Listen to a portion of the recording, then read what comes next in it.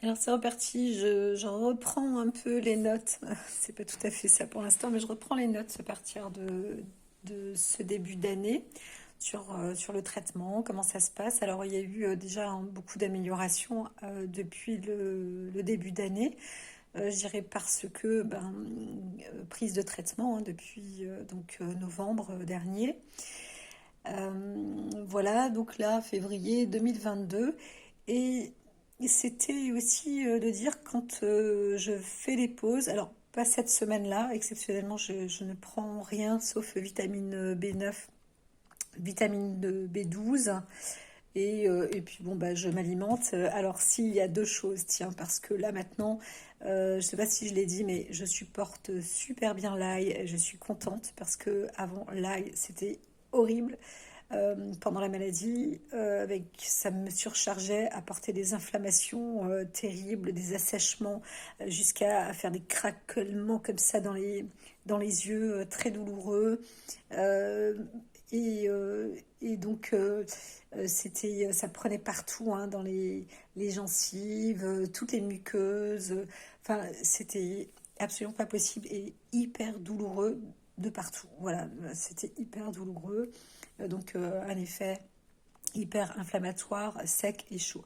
Donc les super aliments, quand on est atteint de cette maladie, c'est absolument pas évident. C'est pour ça qu'il faut vraiment passer par des traitements antibiotiques et, euh, et prolonger, vraiment prolonger.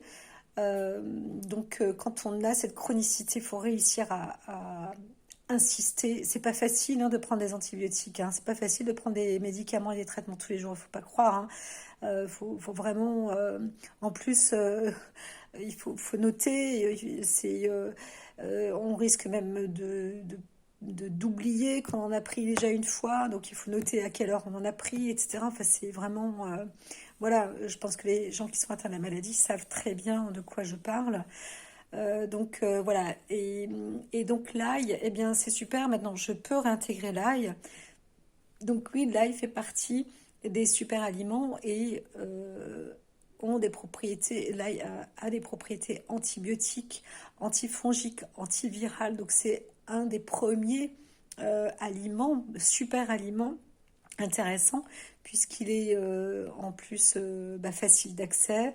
Voilà, alors si mes souvenirs sont bons, il ne faut pas dépasser les 3 grammes par jour parce que c'est une dose dite létale. Létale, ça veut dire ça peut être mortel.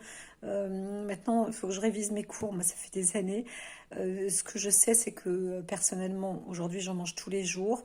Je n'ai plus du tout de problème de brûlure d'estomac. J'ai plus d'haleine fétide, etc., ou de nécrose. Enfin voilà. Au contraire, là, il a un effet protecteur, je le vois bien, protecteur sur les spiroquettes. Et je sais qu'elles sont encore là, hein, parce que, comme je l'ai dit ce matin, j'ai de nouveau eu des poussées, puis on voit des boutons qui reprennent. Voilà. Et ça, en fait, ça fait des déformes après, dans les phalanges et tout. Ça pousse, ça casse. Donc là, je le montre parce que ça se voit assez bien sur les doigts, mais c'est aussi dans la colonne vertébrale. Euh, j'ai rencontré une femme récemment qui est atteinte de la maladie de Lyme, mais elle a pas de traitement. Elle poursuit avec d'autres traitements, pardon, mais pas d'antibiotiques, pas d'antibiothérapie.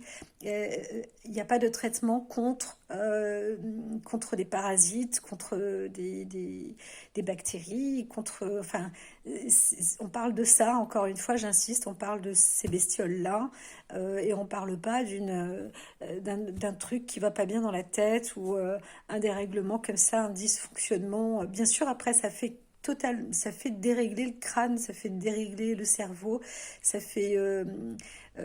dérègle même la conduction électrique, hein, dans le corps. Enfin, euh, ça dégrade considérablement euh, tous les mécanismes fonctionnels du corps humain.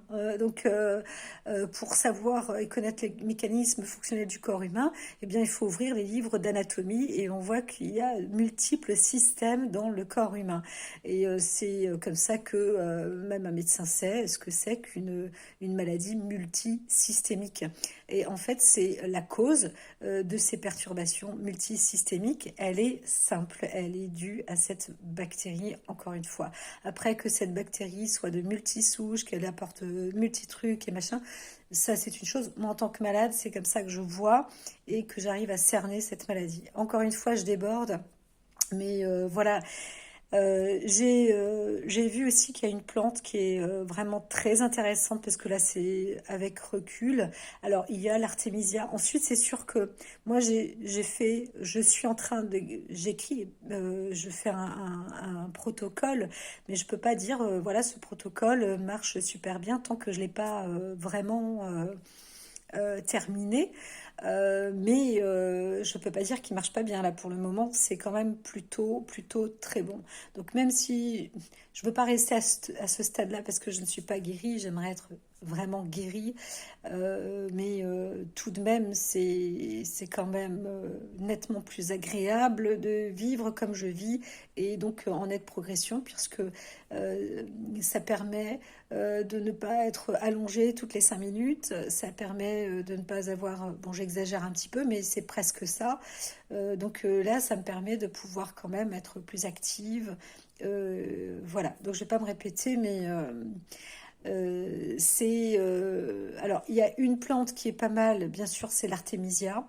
Mais bon, l'artémisia, il faut faire attention aussi. Donc ça ne s'utilise pas, les plantes elles ne s'utilisent pas très rarement en association avec des médicaments. Il faut vraiment faire attention euh, parce que elles ont, certaines ont des propriétés, mais voilà, pour moi un médicament c'est quand même quelque chose de plus nécessaire. C'est nécessaire aux soins. Les plantes aussi, mais c'est plus pour du nettoyage. Voilà, évacuer, nettoyer. Effectivement, il y a des effets hein, aussi sur les bactéries. Alors, je trouve que la meilleure, jusque-là, ça y est, en plus, il faut que je lise parce que j'étais dans Badiane. Non, pas Badiane, la bardane. Voilà. Donc, la bardane, c'est une plante qui est très bonne. Et encore une fois, euh, elle ne mérite pas d'être chère parce que je le dis, parce que elle est tout à fait cultivable et facile à cultiver. Voilà. Et la bardane, c'est une plante qui était utilisée notamment pour les personnes atteintes donc de familles de bactéries, mais particulièrement aussi efficace pour les formes de syphilis. Voilà, donc il faut se rappeler que la bactérie de Lyme est une cousine hein, Lyme est une cousine de la syphilis. Voilà. Donc ça ne m'étonne pas, pour le coup, qu'il y ait eu... j'avais des inflammations au niveau des ganglions, etc. Et depuis que j'ai utilisé la bardane, eh bien, il y a eu diminution des inflammations aussi tout le long de la colonne vertébrale, etc., etc. Voilà, donc c'est vrai que c'est en reprenant les écrits que j'ai remarqué ça.